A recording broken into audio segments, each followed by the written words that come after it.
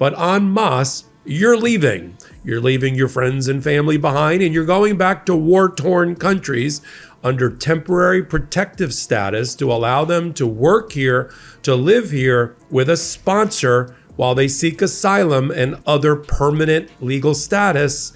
I'm Michael Popak. Let's dive into the new United States Supreme Court decision. Did the Supreme Court just greenlight Trump's plan to deport 500,000 people? You won't believe what this ruling means for families who thought they were safe, and why Justice Jackson says this decision botches everything. Before we move on, I'd like to ask you a small favor. If you appreciate this content, please take a second to like this video and subscribe to the channel. Over 98% of you watch the videos without subscribing. It costs you nothing, but it makes a huge difference to us. So, did you click the subscribe button? Great. Thank you so much. Now back to the video. 500,000 people, mothers, fathers, kids in your neighborhood are being thrown into a terrifying limbo. Why? Because the Supreme Court just delivered a 7-2 decision that backs Trump's push to end protections for them. These people aren't criminals or undocumented newcomers. They're hardworking individuals who thought they had a lifeline, the Temporary Protected Status Program, or TPS. Now that lifeline looks less like hope and more like a noose. So what is TPS? It's supposed to be a form of humanitarian relief for people fleeing countries ripped apart by war, political instability, or natural disasters. Think about it. Your home country erupts in chaos. You've got death squads, floods wiping out neighborhoods, or governments so corrupt the phrase human rights barely exists in their vocabulary. And you woke up today to a big surprise because the United States Supreme Court just sided with Donald Trump to deport 500,000 people that are here legally.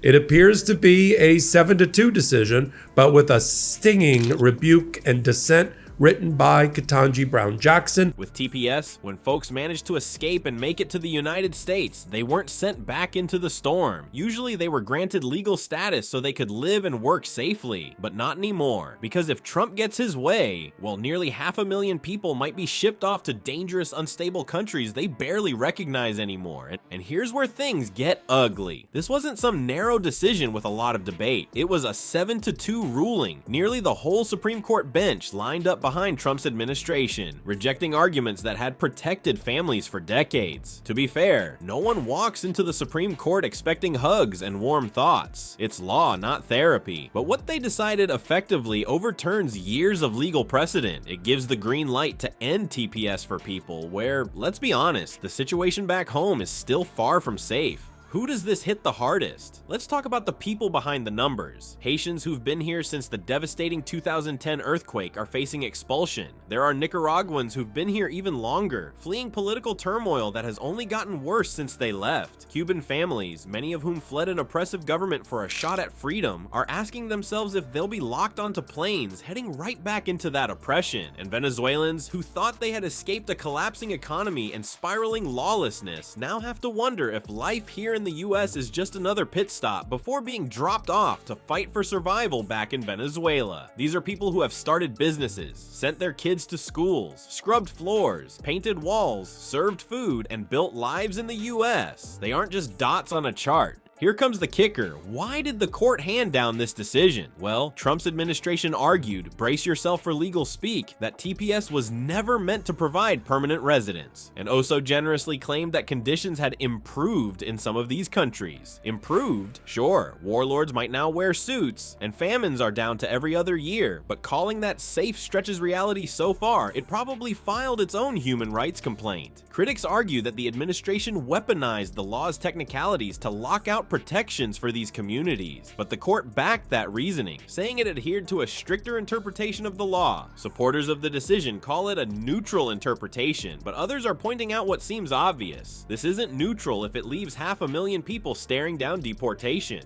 And this isn't just a one-and-done case that'll fade away like bad reality TV. Immigration advocates say it's setting a massive precedent. If you can gut TPS with a relatively straightforward legal argument, even when families' lives hang in the balance, it's hard to imagine what this court might enable in future cases. What's next? Slashing asylum protections, fast-tracking deportations for people who've been in the US for decades. The playbook is wide open now. In her dissent, Justice Ketanji Brown Jackson delivered what can only be described as a no-holds-barred takedown of this decision. She didn't sugarcoat anything. She criticized the ruling for ignoring catastrophic human consequences. She argued the court's legal reasoning was flawed, and she pushed back against what she called a failure to weigh the immense harm of sending people back to dangerous conditions. It wasn't just a legal critique, it was a humanitarian one. She painted a bleak picture of how this decision could shape immigration policy for years to come. And let's be honest, for a court that's supposed to be neutral and above politics, being accused of ignoring human suffering probably isn't the best look. So what does this mean for families who were barely hanging on to hope? For starters, the fear is real. Parents are terrified of being separated from their kids. Communities are bracing for an economic hit too. Many of these workers are in industries like construction and agriculture. Deporting them doesn't just hurt families, it disrupts entire local economies. And for some, the thought of going back means facing violence or poverty they escaped years ago. This decision isn't just legal, it's deeply personal, sewn into the lives of everyday people who took America at its word when it said it was a refuge. And yet, the question lingers, is this just the beginning? If the Supreme Court can go this far, how much further could legal interpretations of immigration law be stretched? Let's connect the dots and see what this means for the future. Justice Ketanji Brown Jackson didn't hold back, and in her dissent, she tore right into the Supreme Court's majority opinion. Her words were clear, sharp, and bruising. This decision to back deportations for 500,000 people, she argued, wasn't just bad, it was completely botched. And she didn't say it with legal niceties either. She called their assessment plainly botched, right there in black and white. Think about that for a moment. A justice on the highest court in the land openly accusing her colleagues of bungling a case of this magnitude. That doesn't happen every day. Now, for those of you who aren't Supreme Court junkies, here's the quick lowdown on Justice Jackson. She's the newest member of the court, having taken the bench in 2022, and she's no pushover. She's built a reputation as someone who doesn't just stick to dry legalese, but brings moral clarity into her work. She's got degrees from Harvard, she's worked as a public defender, and she's the first black woman on the court in its entire history. And in this case, as the dissenting voice, she stood firm against the majority opinion, which itself seemed more focused on legal technicalities than the lives of the people actually affected. So what exactly was her problem with the ruling? Let's break it down. The majority decision relied heavily on what's called the Nikon factors. Now, these are meant to help the court decide whether to issue or maintain a stay on a lower court decision. It's a balancing test, basically, a legal pros and cons list. The factors weigh things like whether the government is likely to win on appeal and how much harm would be caused if the stay isn't granted. Sounds fair, right? Or at least logical. Well, Jackson thought the court's use of these factors was, let's just say, trash. In her own words, the court has plainly botched this assessment today. That you just left, and the reason you were given temporary protective status by the Biden administration and other administrations in the first place. No, says Trump, all of you Cubans, Haitians, Nicaraguans, and Venezuelans, not by case. This case came out of Massachusetts up to the First Circuit, which refused to grant a stay, but now the Supreme Court, at least apparently on its face, has granted a stay. Jackson's dissent is doing more than taking a stand in this specific case. It's drawing attention to how disconnected legal interpretation can sometimes feel from human suffering. She's reminding everyone, the justices, lawyers, and the public, that the law doesn't exist in a vacuum. Its consequences are lived out in quiet towns, busy cities, and across dinner tables around the country. And here's the thing, her dissent isn't just being applauded by progressives or immigration advocates, it's also turning some heads among middle ground Americans who might not feel comfortable with what looks like a lack of compassion in our institutions. If one judge can point out that the harm to real families was overlooked here, it forces people to ask, what else are we overlooking? So here's where we are, with a court decision that Jackson believes ignores the chaos it's set to unleash. But if this ruling signals anything, it's that this legal battle isn't just about TPS, and it's not over. Because if today's court can send 500,000 people down a bureaucratic rabbit hole, who's next? This Supreme Court decision isn't just targeting 500,000 people, it's targeting the future of immigration policy itself. And here's the kicker, your vote might help decide what happens next. Whether you care about immigration or not, this is one of those moments that tells you how the system really works, and what happens when the wrong hands are steering the wheel. This ruling fits perfectly into Trump's bigger immigration agenda, which, let's be honest, has always been about making it as hard as possible for people from countries he doesn't particularly like to stay in the US.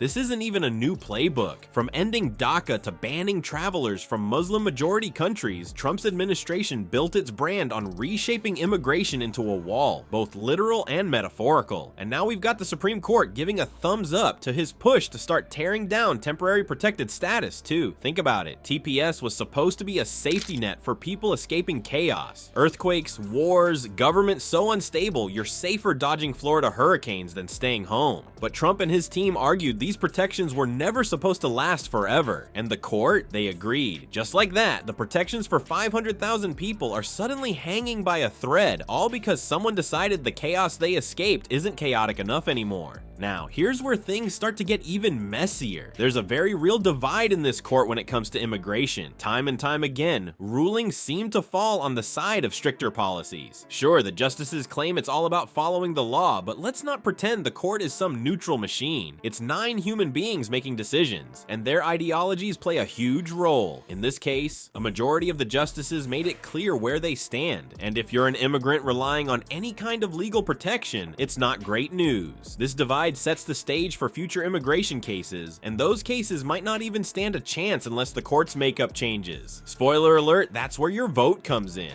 Look, this decision doesn't just stop at TPS, it sends a message. If this can pass muster with the Supreme Court, what else will? DACA, the program protecting young immigrants brought to the US as kids, could be next on the chopping block. Asylum seekers fleeing literal life or death situations might face tougher hurdles. Even policies that seem locked in could get rewritten, gutted, or flat out erased under a different administration emboldened by this ruling. It's like passing a green light not just to Trump, but to anyone willing to turn immigration policy into a set of revolving doors with most people stuck outside. And let's talk about something bigger here, the Supreme Court itself. In immigration cases especially, critics have been raising concerns about bias. There's a pattern here, where decisions seem to side with the government's push for stricter policies at the expense of vulnerable communities. Even in this TPS ruling, the government argued their evidence proved conditions in countries like Haiti and Nicaragua were improving.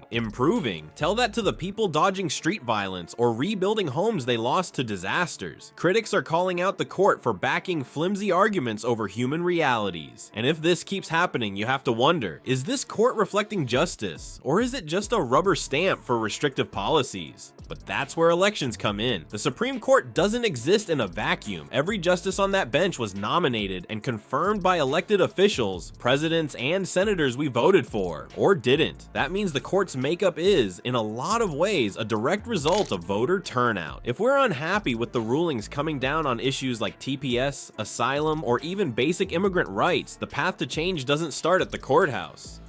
It starts at the ballot box. There's no way around it. Your vote shapes the judiciary, and the judiciary shapes the rules we all live under.